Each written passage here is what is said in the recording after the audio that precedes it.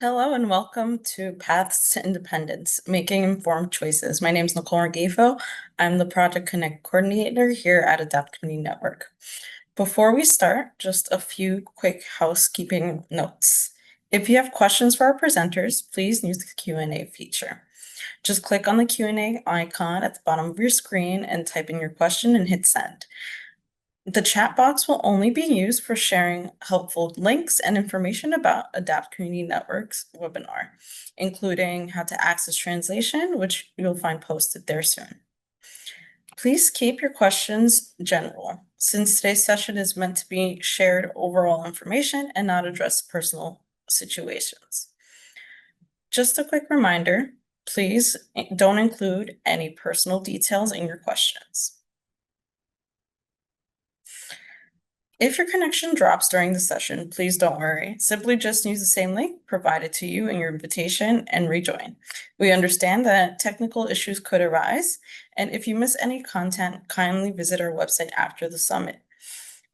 You can visit us at www.adaptcommunitynetwork.org and be sure to follow us on social media at Adapt We Change. We truly appreciate your patience and continued participation.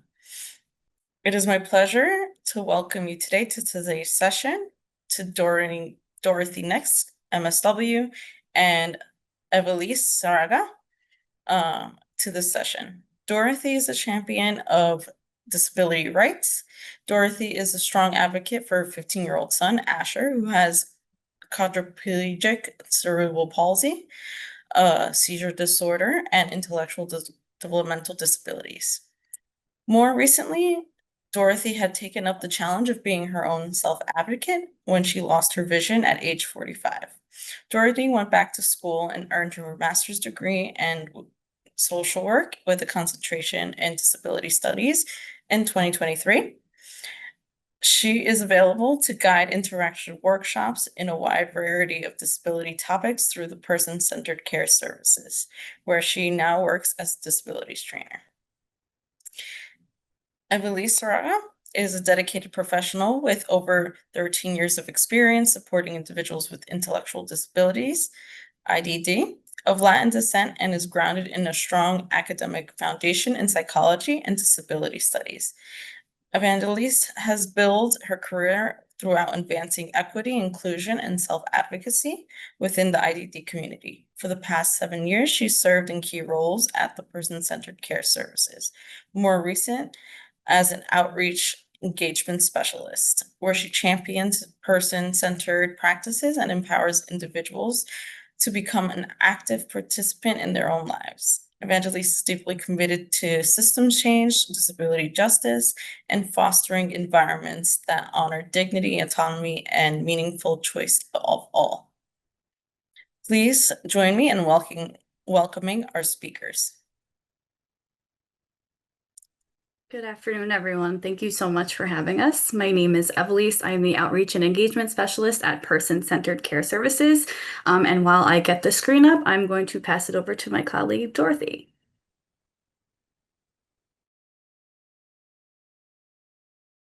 Oh, I'm sorry, Dee, you're muted.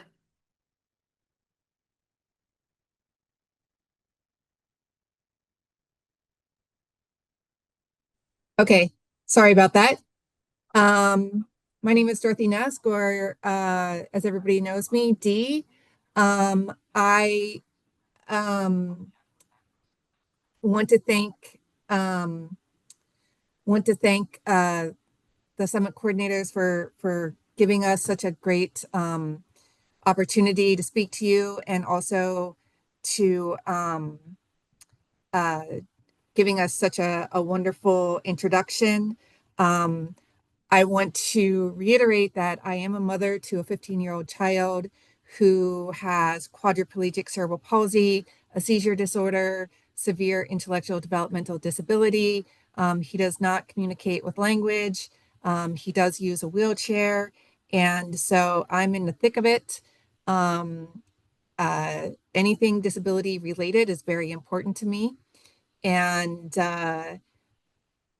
I also lost my vision. I'd say it was about 7 or 8 years ago now.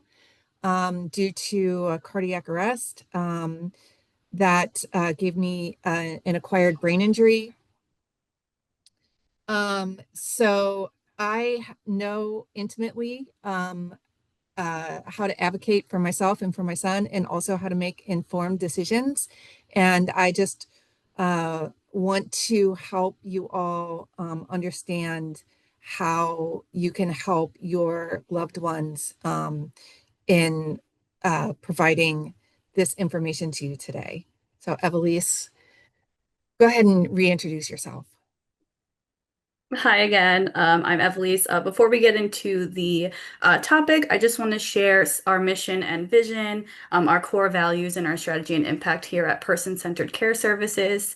So our mission at Person-Centered Care Services, that we are a nonprofit organization creating social change within communities by supporting people with disabilities on their search for identity and acceptance. Our vision is to reconfigure humankind to be genuine and authentic human beings, disabled and non-disabled, creating a society of belonging and helping one another to live a good life. Our strategy and impact, our strategy to help a person build comprehensive supports that will engage and propel them to lead the life they want to live. Our impact, providing support to the Staten Island community and the greater New York City area to help create and facilitate relationships, resulting in a more diverse community while providing services to people with disabilities to engage and be a part of their communities. Our core values, support. Our responsibility as human beings is to support ourselves and one another. Equity. To participate in community is to have active citizenship. To be a participating citizen, one must have opportunities which are equitable, which accommodate the differences all human beings have. And lastly, acceptance. One of the most vital components of having a quality of life is love. It's okay to tell someone you love them, and more importantly, it's okay to show them. To accept another for who they are and what makes them human can be a most validating experience. It is self-empowering. Now we're going to get to our session objectives for today. So the first one we have is participants will be able to identify personal choices they can make each day to support their independence. The second one, participants will be able to decide, explore how to decide, act, and empower self-advocates to make informed decisions based on a person-centered approach. And you're going to hear me say that quite often during this training. 3, participants will gain the skills to ask informed questions and gather information when making informed decisions. And lastly, participants will learn the difference between choice and risk when it comes to making informed decisions. Before we get into informed decision making, I wanted to go over what person-centered planning is. You're going to hear me say this a lot, and this topic is really centered around person-centered planning. So just to start, person-centered planning focuses on an individual's goals, preferences, and values. In the person-centered planning process, we see the individual as the expert of their own life, having full control of what supports are put in place. It focuses on supporting a person, straying away from doing for, and instead doing with. Person-centered supports place the individual at the heart of all decision-making. This means recognizing and respecting each person's unique goals, abilities, and preferences, creating supports that are tailored to their needs that promote dignity, independence, and meaningful participation in the community. What is the role of self-direction? Self-direction means that people lead their own lives and support. It allows individuals to make choices about their supports, their schedules, their services, just like anyone else. It recognizes that everyone has unique goals, preferences, and ways that they want to live. The focus shifts from what services do we have to what does the person want to do and what supports will help them get there. Self-direction empowers people to take ownership of their choices. Independence doesn't mean doing everything alone. It means having the freedom to make decisions and direct one's own supports. Accountability is built in. Participants manage budgets, staff, planning, with support as needed. Control gives people the ability to decide who provides their supports, when, and how. The provider's role is to walk alongside the person, not in front of them. Staff and agencies act as resources and advisors, helping individuals navigate options, but not making the choices for them. Collaboration replaces authority, and decisions are made with the person, not for the person. This approach builds trust, respect, and person-centered outcomes.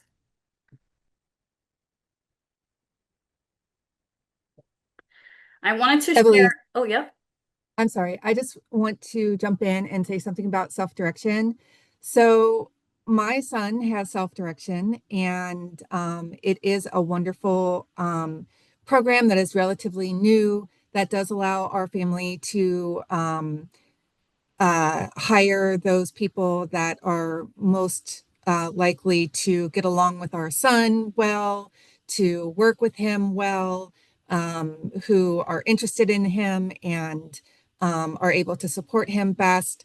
But I think it was said earlier in the day that self-direction comes with a downside, which is that it's up to it becomes kind of a full-time job for the family to hire, fire, and train those people that are coming through the household, which can be an added burden to the family.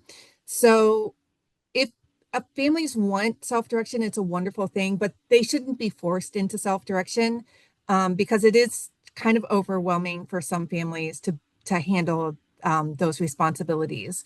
So while I think self-direction is fantastic, I don't think it's for everyone. That being said, I have it, I use it, and I would encourage anybody else to sign up for it if they thought it would work well for their family. So I just wanted to throw that out there as being a user of self-direction.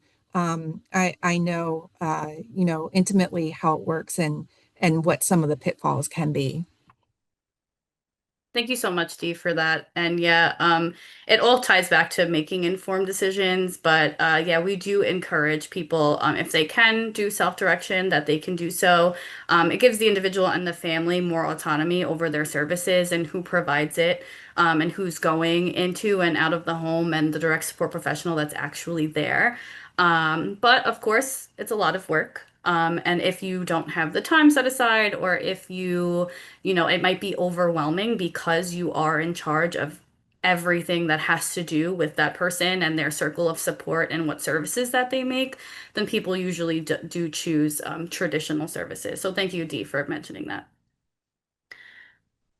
Just to continue, I wanted to bring up the NADSP Code of Ethics and Informed Decision Making. So NADSP stands for the National Alliance for Direct Support Professionals. Direct support professionals are people that work either one-on-one or in a group setting with the person supported to work on goals in a services setting. So under the DSP Code of Ethics, they have to respect the individual's rights to make choices even when they disagree. This is the hardest part, especially since we all have morals, right? And especially if the choice or the decision that's being made is a really intense one, or it's something that might have a really big consequence, or something that has a big risk and leads to a lot of change. It's really hard as either a service provider or a family member or a direct support professional to remove our morals out of that. But under the NADSP Code of Ethics, it's really important to educate and give factual information, rather than putting our morals into it. Support professionals and families support people in understanding consequences and risk. That's a big one. So making sure that we're laying out all of the consequences, all of the risks, and risks aren't necessarily negative, but providing that to the person supported so that they can make their own decision. And with this, it honors privacy, dignity, and autonomy. and some actual points of the code of ethics that I did want to mention. So for autonomy, that means supporting the person with the disability to make their own informed choices and direct their own lives. This is going to seem very repetitive, but it's really important to have person-centered planning at the core of everything that we do, and we're making sure that the person supported is involved in all of those decisions.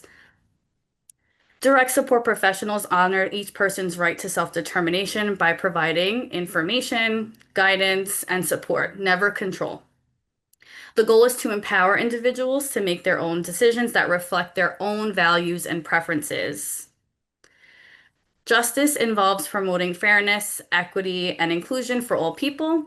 It means advocating for equal access to opportunities, resources, and community participation, while actively challenging discrimination or any systemic barriers that limit full citizenship for people with disabilities.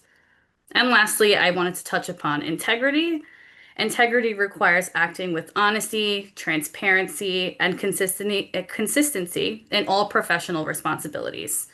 Direct support professionals must uphold ethical standards, maintain trust, and ensure that their actions align with the values and respect of the person that they support.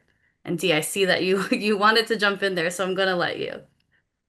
Sorry, Evelise. I just wanted to give a real life scenario to what we were talking about with supporting decision making and not putting our own moral values onto someone. And Evelise knows this very well. She and I together, we teach a sexuality course to people with intellectual developmental disabilities. We teach it to them directly, also to their families and caregivers. And whether we like it or not, at the age of 18, children become adults and they have that capacity to make the decision of whether they want to go forward with certain relationships. And everybody has a moral code that they want to impart to the person that they're taking care of. But the fact is that they're 18, they can make their own decisions, they're adults, they can do what they want. And so here comes the part where we give them all the information that they need to make a good decision, the decision that's right for them. And you have to give them the options that they have versus the risks of what could possibly happen when they make a decision. And then you pretty much have to just let them go and see what happens, and then come back and find out how they used their decision-making powers and how they could refine it in the future to make maybe a different decision or to double down on the decision that they made. So what Evelise is talking about with our moral codes and are helping them to make their own decisions that are important for them have very real world consequences. And I just wanted to throw that out. And I know, Evelise, we've worked on this together. So if you have anything to add to that, I'd love to hear you talk about it.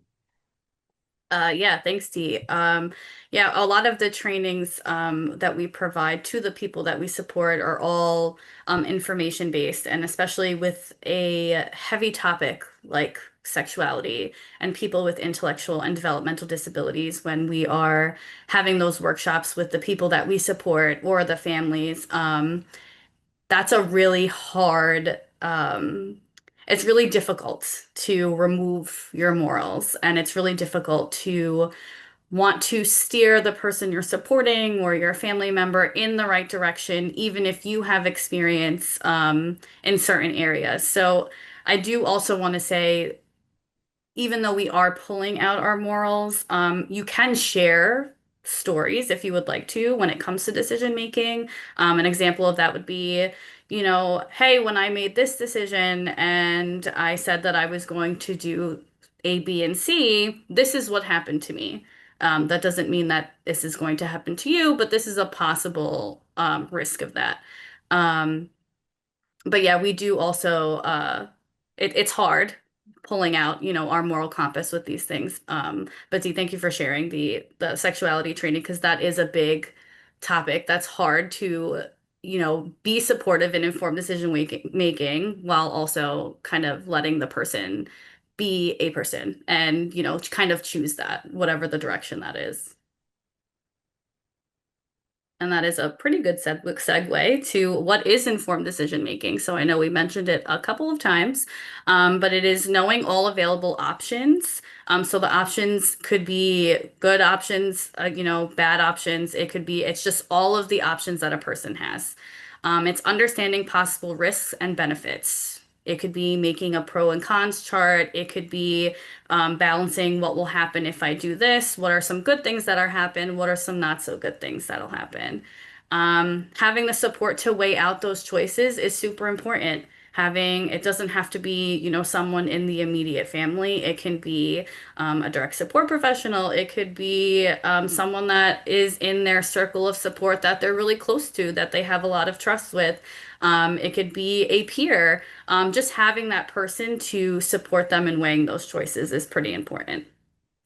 And then making the final decision with confidence and understanding. So while we're providing that information while doing informed decision making, we're making sure that the final decision is coming from that person and that they're confident. They went over all of the scenarios that could possibly happen. And with all of that information, this is exactly what that person wants.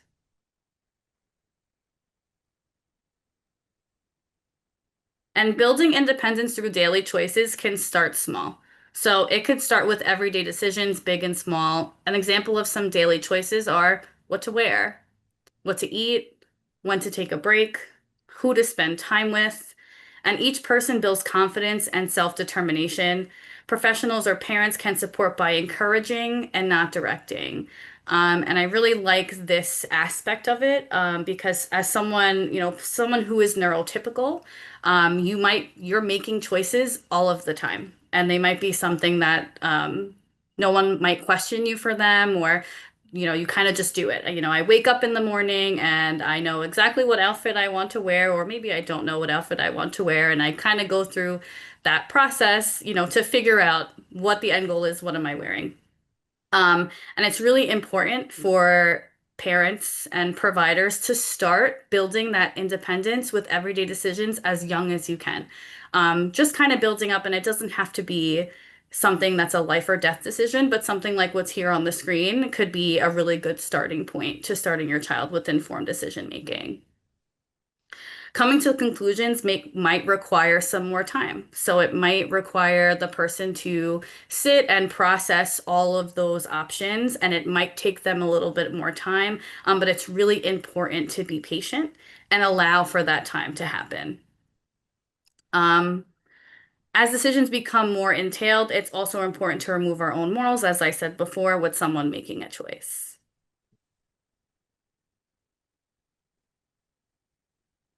These are just some quick tips for self-advocates and knowing your rights. The first one is you have the right to make your own decisions. You can ask questions until you understand. It could be 5 questions, it could be 10 questions. It doesn't matter how many questions you need to get to your end goal.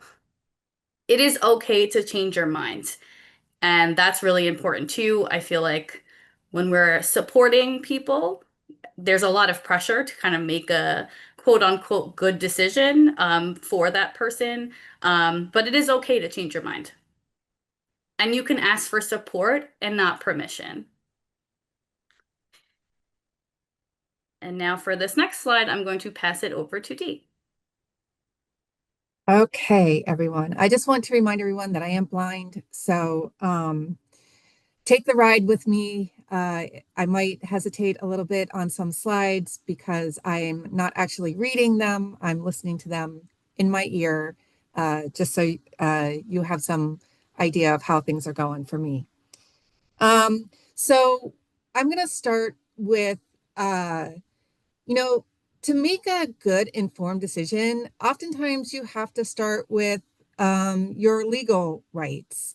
And for those with disabilities, their legal rights start with the Americans with Disabilities Act, which was passed in 1990. The Americans with Disabilities Act, or as we call it, the ADA, was enacted in July of 1990.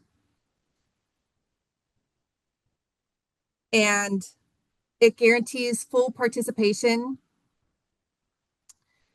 in society for all people with a disability, which is defined as an impairment that substantially limits one or more life activity. So that's the legal definition of what a disability is according to the ADA. Now there are different titles to the ADA that are covered. So those with disabilities are quote unquote not discriminated against, but I will talk more about that as we go on.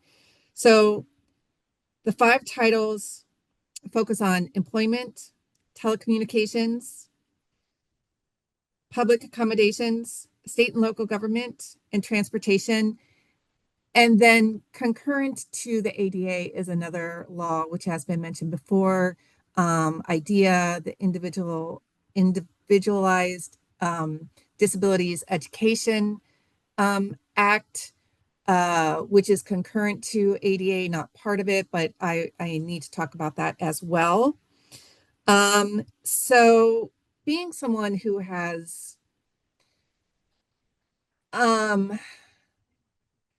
I have intimate knowledge of disability, right? It's in my family, it's in my immediate self, it's in my son, and not just any disability, but some pretty extreme disability. So I tend to have some pros and cons to every disability right that I hear about, which I'm going to go through the different acts right now. I'm going to talk about what they afford us legally, which will help us inform our decision making. So the first is employment. So you cannot be treated badly because you have a disability. Also, it says in the ADA that you cannot be paid less. However, I have a caveat to that. There are certain circumstances where some people can be paid less based on their disability, the severity of their disability, which just goes to show that, you know, the ADA may be great on paper, but in actuality, we need to push for more equity and bringing the laws from 1990, which was quite a long time ago. I actually graduated from high school in 1990. I am now in my 50s. You know, these laws should be updated, and we should be pushing for the updates to be more inclusive. So in employment, they can't give you a worse job because of your disability. They can't segregate you from those of your peers who are not disabled. They can't have rules that discriminate against you or against your family because of your disability.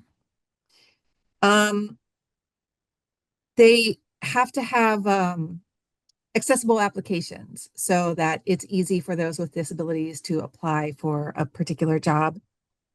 And they must give you reasonable accommodations to be able to help you perform your job duties. Now, this is another area where I think we can do better. Reasonable is up to the person, right? It's what would a reasonable person think? And this has no legal definition. It's nebulous at best. And so there are times when companies can argue that the reasonableness of the request is outside their parameters of what they can offer. I think we can do better, and I think that we should continue to push for laws that give more equity in the employment arena. As was said earlier, more and more people are living longer lives due to better medical interventions. And what are those people doing with their lives? What kind of quality of life do they have? What are Are they working? And if they are working, are they being treated fairly? Are they being compensated fairly? Or are companies taking advantage of the fact that there are still some antiquated laws on the books that allow them to take advantage of certain people? So telecommunications is the next one. So this is pretty easy. People with disabilities should be able to access television, movies, telephones, those types of things. For example, when I go to the movies, I have to have a screen reader that explains what's happening on the screen because I can't see the movie. Now, this is a law that it should be provided to me. I can't tell you how many times I go to the movie theater and they don't have one that's working, or the screen where the movie is being shown isn't properly set up for that. You know, this is a problem, and we really shouldn't tolerate it, but it's tolerated every single day because what are you going to do? So this is another area where I think, this is a right that is afforded to those with disabilities, and we should take it seriously. And as an ally to those with disabilities, we should be pushing for more, for the ability for those with disabilities to be able to be within our communities more. So public accommodation just basically means that those with disabilities should be able to go where everyone else can go. And, we in the biz, we call that universal design, where we should be designing spaces for accessibility, not just for those with disabilities, but for everyone. For example, we think that curb cuts are, basically only for those with a wheelchair. However, when we think more fully about this, we can tell that curb cuts are great for those who are in a wheelchair, for those who have a cast on their leg, for mothers with babies in prams, for the elderly who are walking with a cane.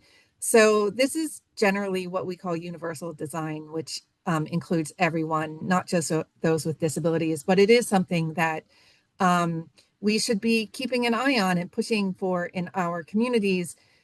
I'm sure you all know that any building that was built before 1992 is grandfathered out of the accessibility laws, and they are allowed to not have accessible doorways to people with disabilities.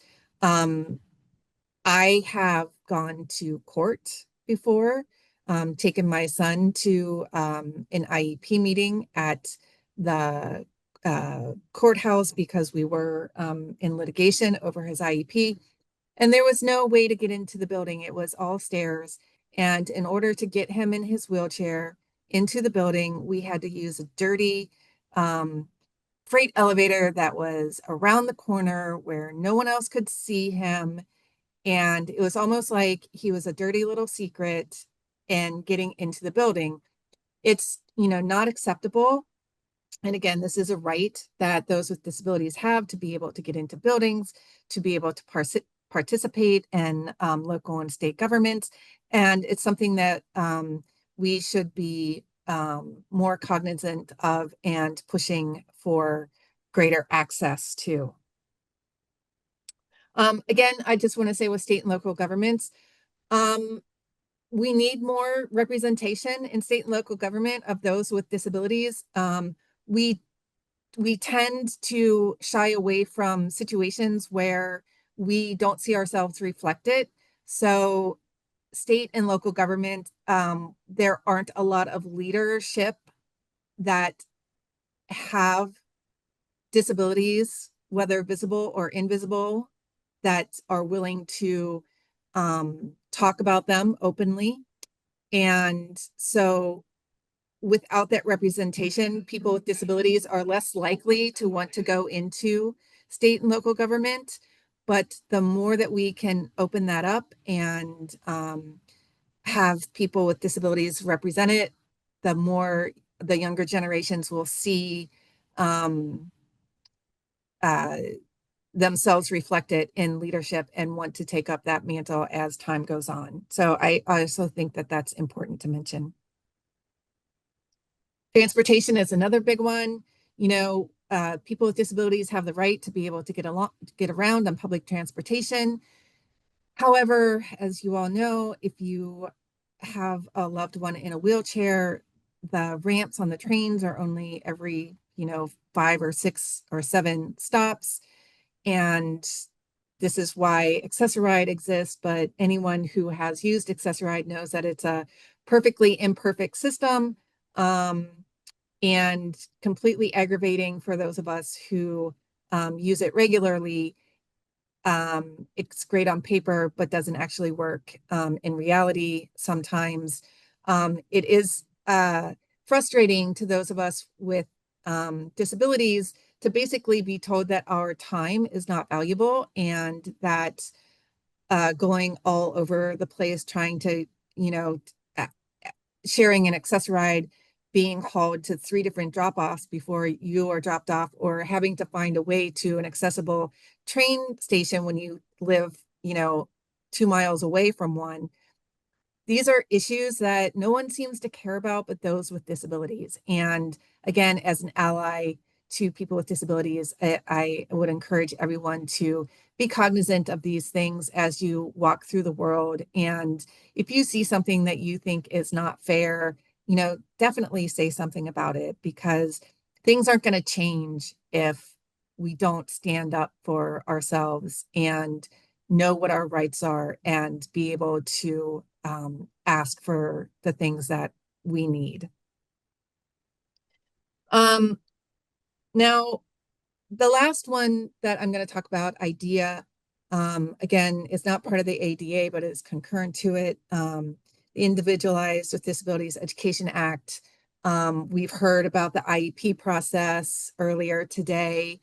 The IEP, the Individualized Education Plan, it is a legal document, but I will say that it is contingent on what the school system is capable of providing to the child.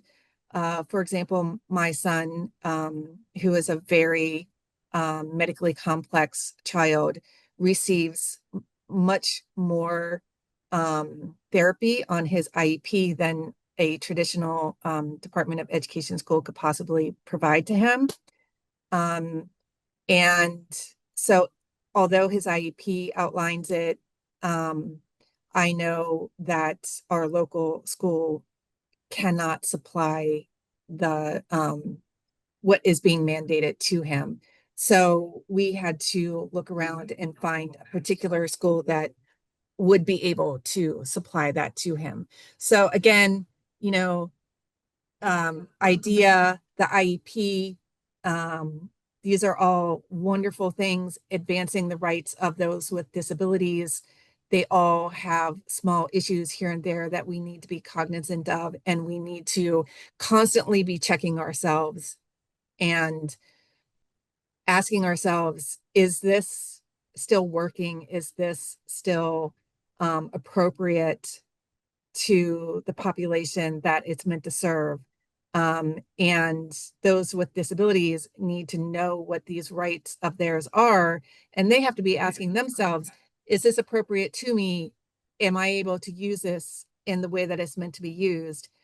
And you want to always know what your rights are when you're making an informed decision, because what you don't want to have happen is have somebody say, well, that's a nice goal of yours, but that's never going to happen because you don't actually have the right under the law to be able to access what you're looking for. So it's the place that we want to start is, what are our legal rights? So Next, we get into self-advocacy, which I know we talked about this morning. I'm going to talk about it more for older children and young adults than for younger children. Self-advocacy and informed decision-making kind of go hand in hand.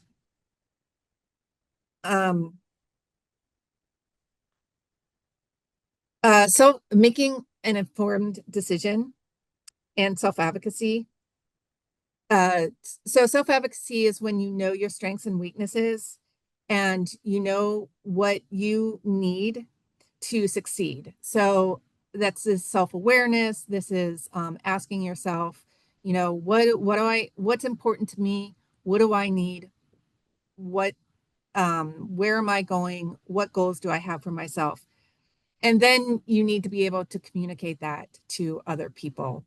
This is basically the outline of what self-advocacy is.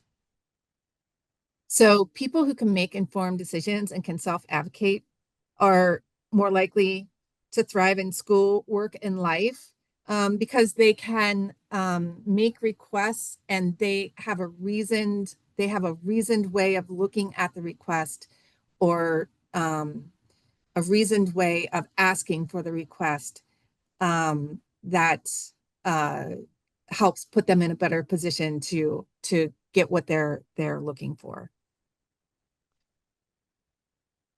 So informed decision-making and self-advocacy can enhance your independence and can boost your confidence and your resilience. And it can help empower you to solve problems, and it can help you build resiliency. So, you know, being able to say what you need and develop a reasoned way of asking for it can set you up for a lifetime of achievement. If you never learn those skills, it would be very difficult for you to go out and be able to make an informed decision, knowing what, or even knowing what goals you have for yourself. So we're going to talk about the Decide, Act, and Empower framework now. This is basically a framework that is supposed to help with anxiety. So I spoke to college freshmen about a month and a half ago or so about self-advocacy and supported decision-making. And their anxiety about standing up for themselves was through the roof. And some of them couldn't even talk about it. They were couldn't even talk about what they were trying to achieve because they were so anxious about the outcome or what might happen when they decided to ask for what they needed. So this framework is designed to help ease that anxiety and break things up into small, achievable chunks of information. And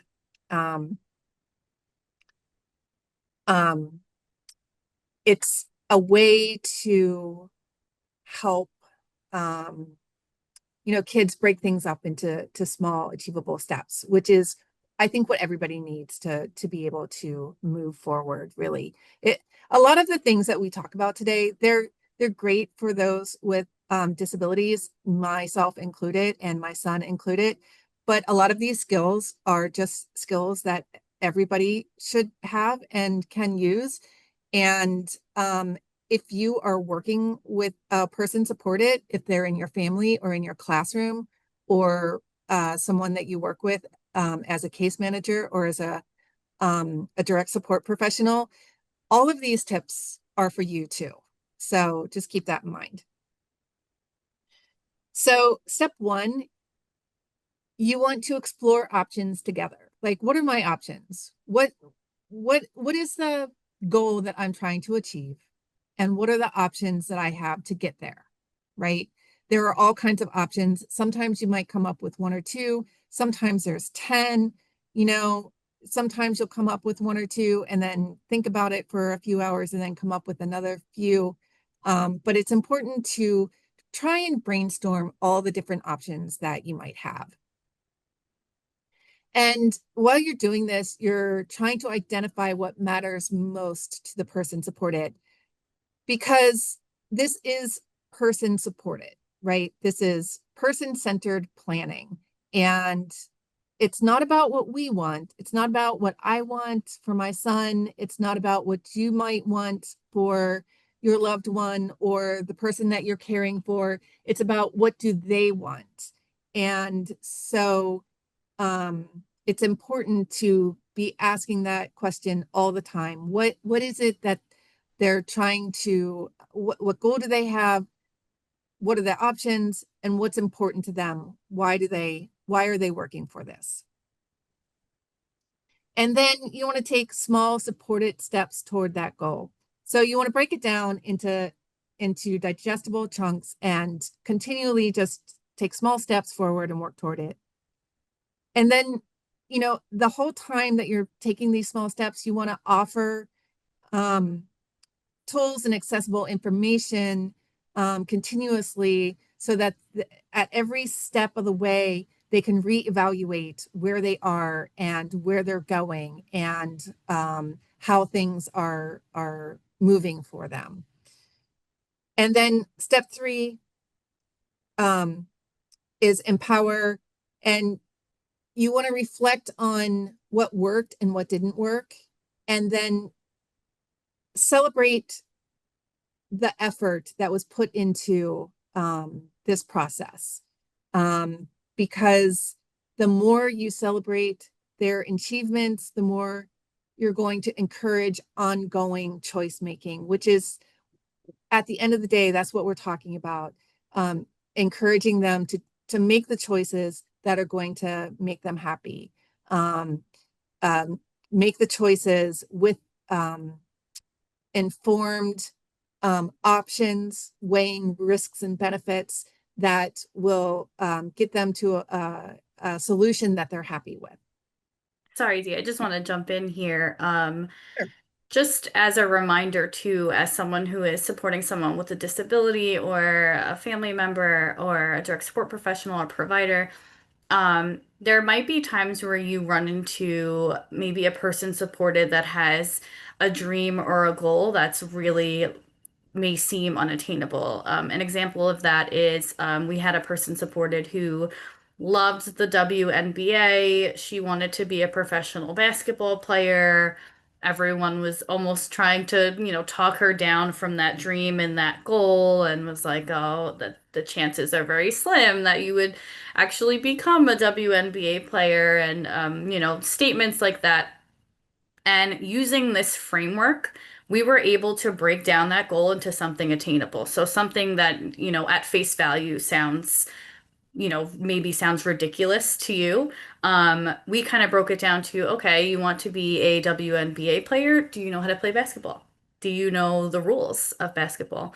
And she was able to make the decisions of what her goals were going to be, starting very small. So going from learning how to play basketball to getting to the WNBA, starting there, but still giving her the autonomy to, not say, hey, you can't do that, or you're not able to have that goal in your mind. We gave her all of the information needed to make a decision. Well, okay, if that's your goal, then let's start small. Let's start with learning the rules of basketball, watching a game on TV, or going to the local park and playing with other peers in the community. So even if someone, when they're making a decision, their decision or their goal might seem unattainable, I really encourage you to sit and really take the time to break up the goal into things that are more attainable. And that also gives that person confidence too when they're reaching those smaller goals, rather than, kind of telling them that it's unrealistic or unattainable, and then reflecting on the outcome. So this person realized she's not really that great at basketball. And that kind of switched her decision making to, maybe I'll do something else instead. So we gave that person the autonomy to try, and supported her through that process. And then when she was ready to kind of pull out and change gears, that's what she did. And it was her final decision on her own terms. So I just wanted to throw that in there. Sorry, Dee. No, that's great. Thank you for that story. That was really great. Um, so we're going to look at how to make informed choices now.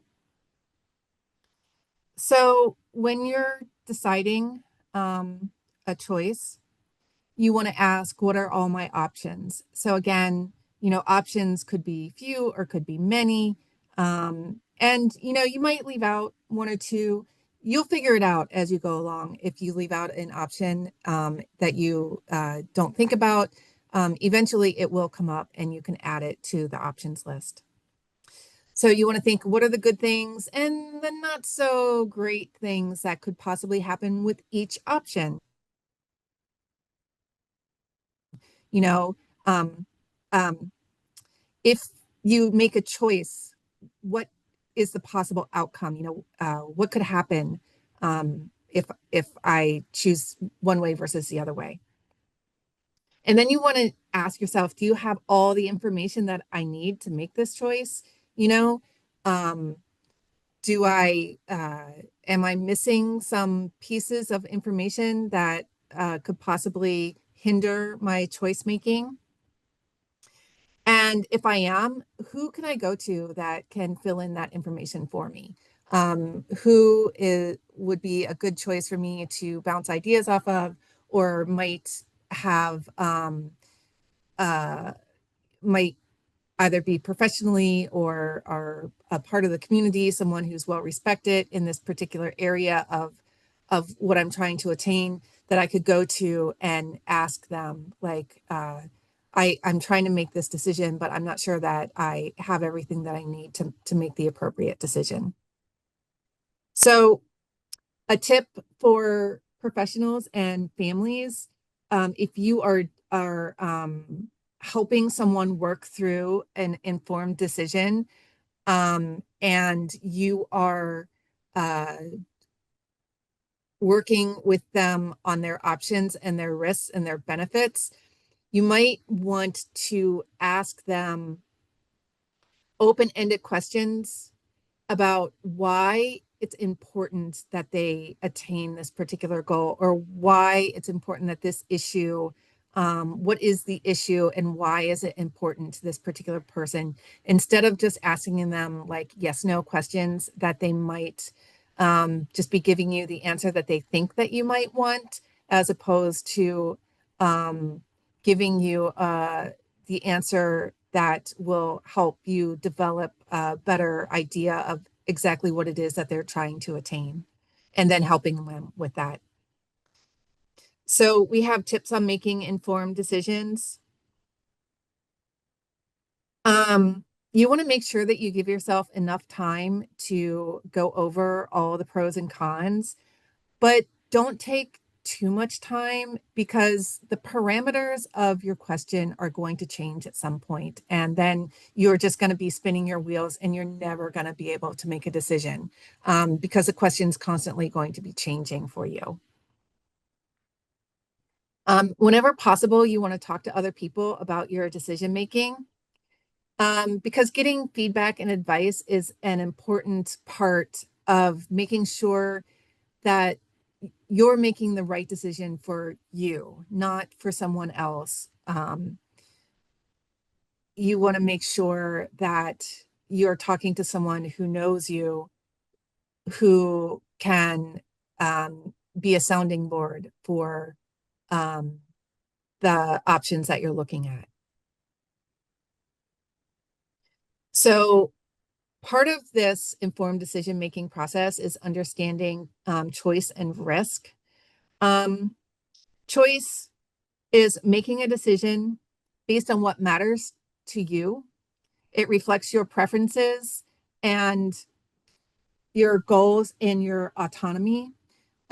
So, when you make a decision, you're basically making a choice, right? And this choice it's your choice. It's not somebody else's choice. I know I keep saying that, but it's so important as caregivers and family members that we're not pushing our agenda on to the person supported, right? We want to make sure that this is what they want, because this is person-centered. This is about them having autonomy to be able to make the decisions that they want to make for themselves. But they also have to know what the risks are for any of the options that they come up with, right? Every option comes with a risk.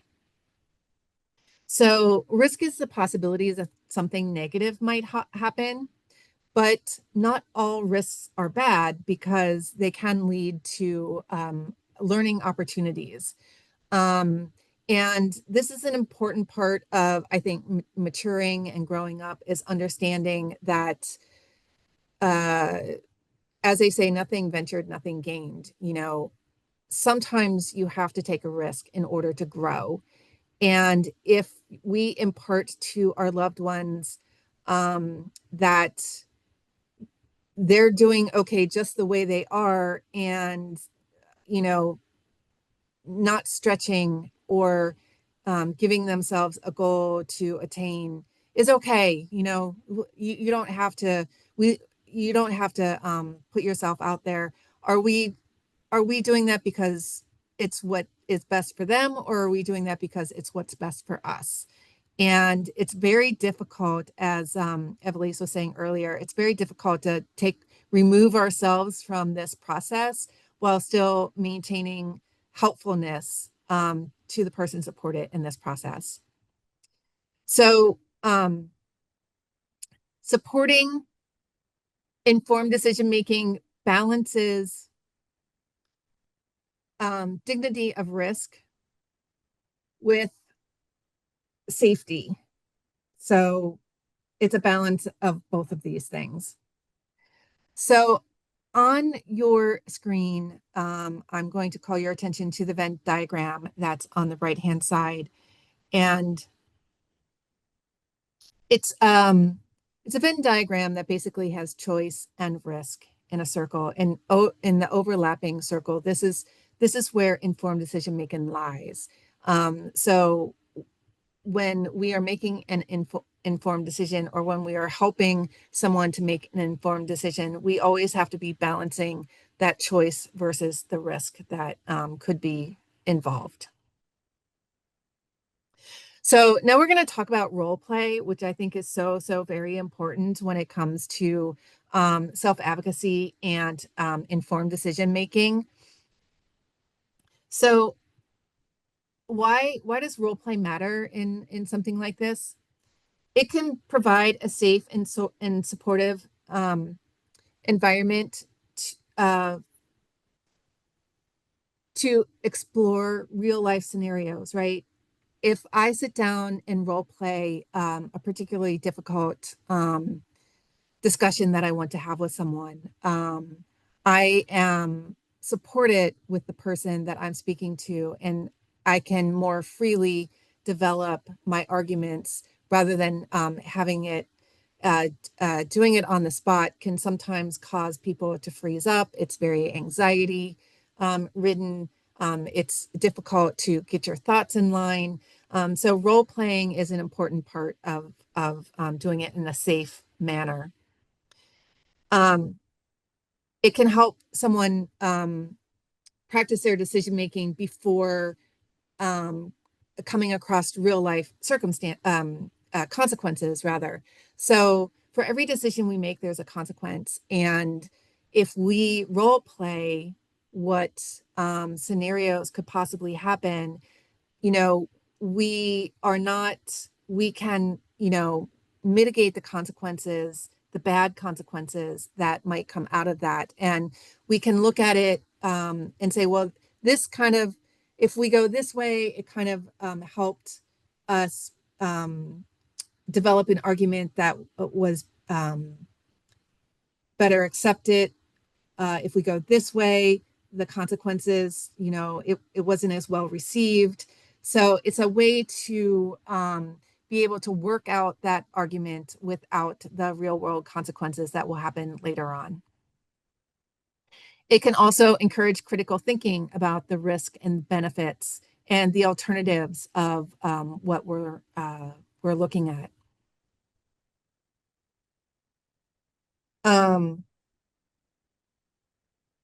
So one part of role play that is very important, as I've said before, is difficult encounters can scare anyone. And role playing can help you calm yourself before that scenario um, uh, comes to fruition. Role playing with your parents or your mentor or someone who's meaningful to you that you feel safe with is the best way to go. And building the language and the vocabulary needed to make these requests is also very, very important. There are many people who have these scenarios happen upon them every single day, and they don't have the vocabulary needed to be able to say definitively, this is the choice that I want to make. They don't have that vocabulary to talk about it. And in role playing, you can provide them with the vocabulary that they need. And it in turn, it can, having that vocabulary can help them, stand up for themselves. That's, making choices, having informed decisions, having self-advocacy.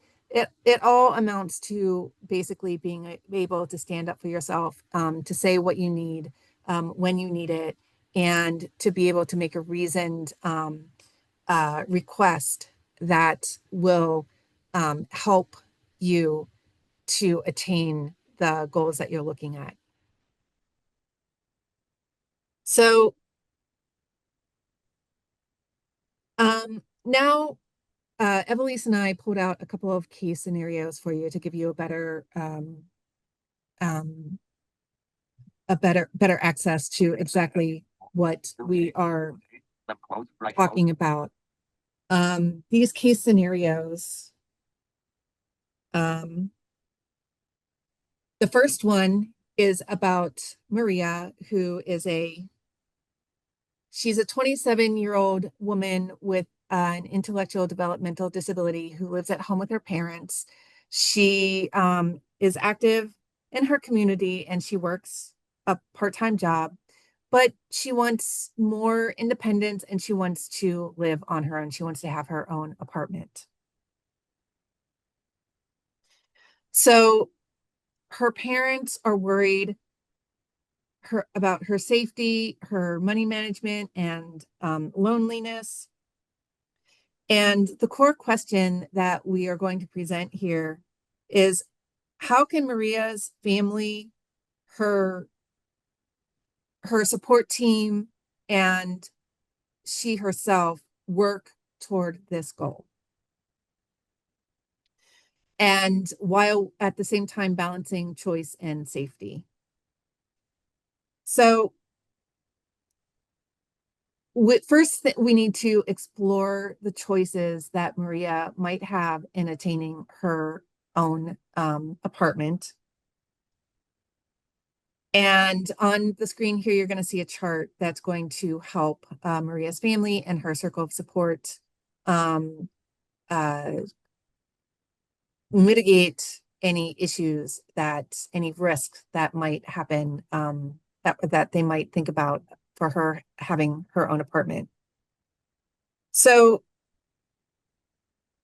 the first choice that she had was, living on her own. The risk is forgetting to lock the doors. The support that we can put in place to manage that risk is installing, locks that self-lock when the door is closed. Choice 2 is managing her money, and the risk could be overspending or not being able to pay her bills on time. And the supports that we can put in place to manage that risk is a budgeting app or weekly check-ins with her family or her caregiver to see where she is with her budget and her bills. Choice 3 would be cooking meals in her new apartment by herself. The possible risk would be burns or spoiled food. And the supports to manage that risk could possibly be visual recipes, safety training, or teaching her how to use the microwave for most things. And choice 4 is social independence. And the possible risk to that would be feeling lonely. And the support to manage that risk would be weekly family visits or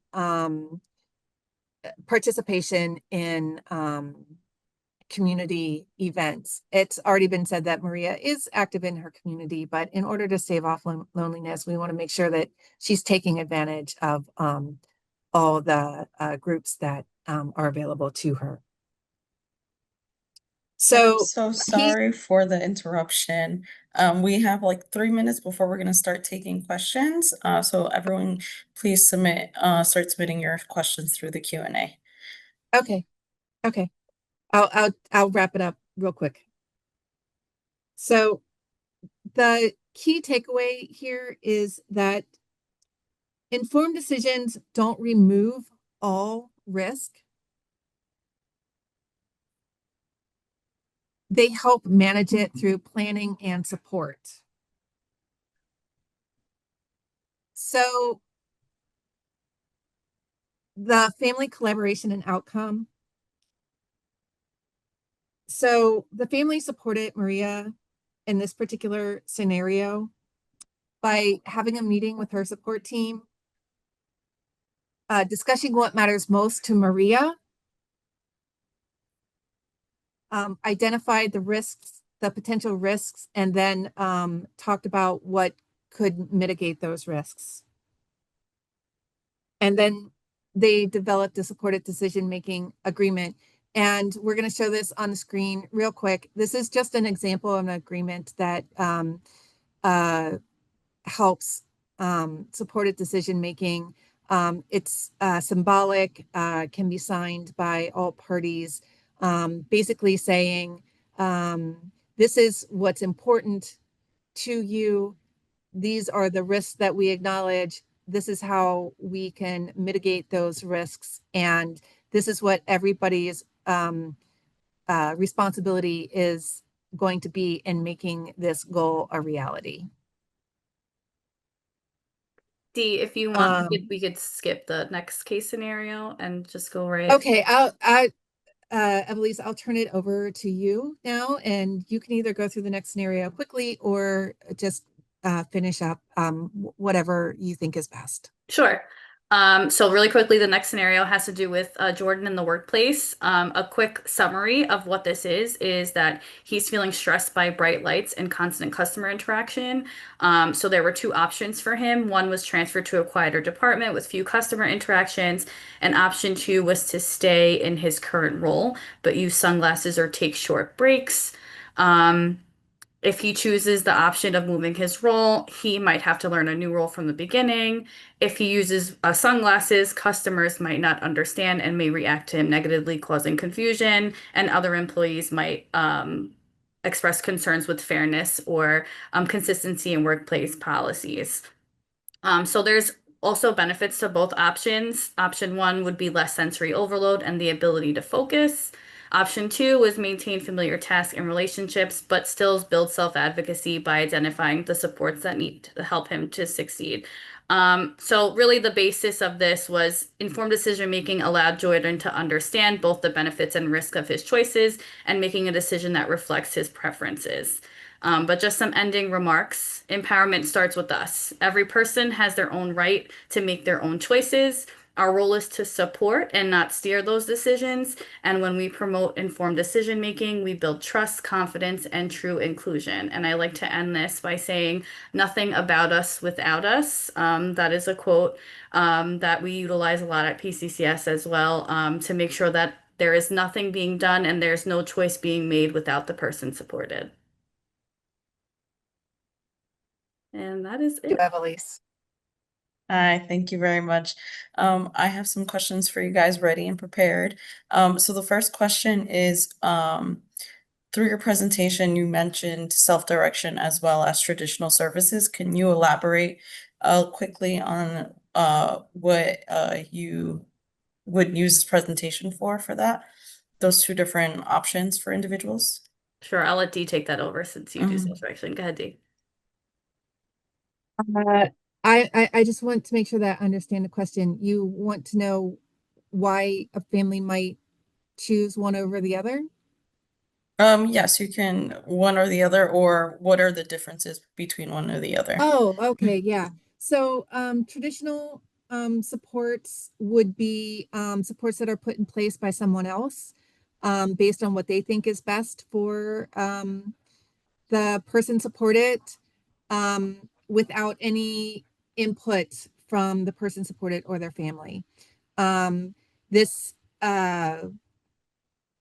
happens, you see this happen a lot when children are starting out the process in early intervention. It might not be so sure like what the child needs, and so it's up to someone outside of the family to put supports in place. And if you choose to maintain a traditional avenue of supports, then that's the way it's going to stay. Someone is always going to be telling you what's best for your child, what they can do, what they can't do, uh, what therapies are best for them, what is the best school for them, what, it's all of that. You know, your personal choice is completely taken away.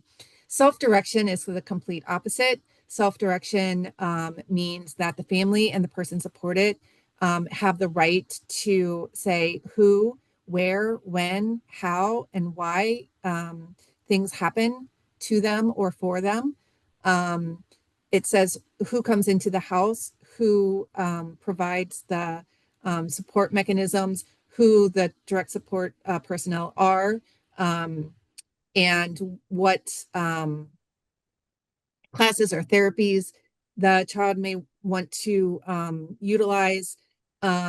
So there's a high autonomy with self-direction that is so very important in making informed decisions, because self-direction actually gives you the right to make your own decision, where generally speaking, if you choose the more traditional route, that decision-making process is taken away from you. But as I was saying before, so it's not for everyone, and there should not be any shame in not wanting to choose self-direction, because it is a lot of work, and some families just don't have the bandwidth to be able to support their child with self-direction, and that's okay. Thank you, Dorothy. Whatever works Unfortunately, best that for is your family. what the time that we have. We're gonna move forward uh, to our next remarks. Thank you so much. I want to thank all the presenters who were able to present. And if you are able to stay, please stay shortly for following this is the conclusion of our event, and you'll be receiving an email with a survey link. Please complete it to win a chance of an Amazon gift card. And please let me reintroduce ADAPT's Chief Operating Officer, Linda Lowe.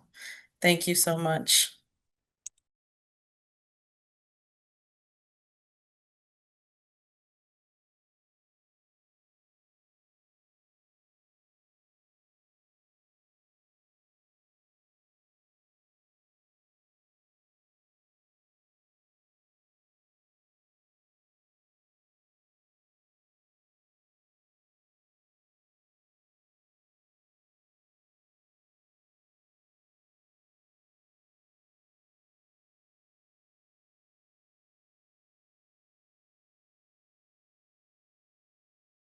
Well, we're back again, and we hope that you enjoyed the day.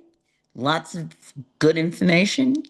I hope you had the opportunity to take notes and get your questions answered.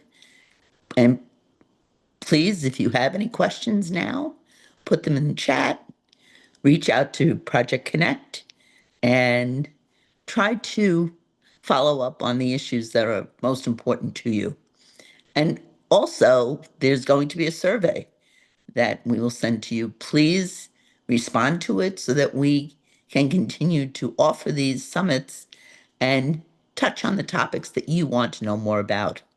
If there's something that you're interested in that we didn't talk about today, please feel free to let us know that as well. Very important, because we're stronger together. So remember that, and please, reach out to your legislators and reach out to us so that we can continue to provide you with information. Okay, thank you. Yeah, I just wanted to wrap up and just thank all of the DAP staff. There's a lot of folks you have not seen on camera. There's a lot of folks behind the scenes to make this work, and it's not easy. They were able to get me the DAP background, so they're good. So I want to thank all the staff. Also all the presenters. I listened all day, and it was just great conversation, great content. So please make sure you follow us on YouTube at Adapt We Change, so you can be alerted of when the recorded versions of the sessions are added. So please keep posted on that. For additional information, be sure to email us at projectconnect@adaptcommunitynetwork.org. Thank you and enjoy the rest of your day. It was a pleasure.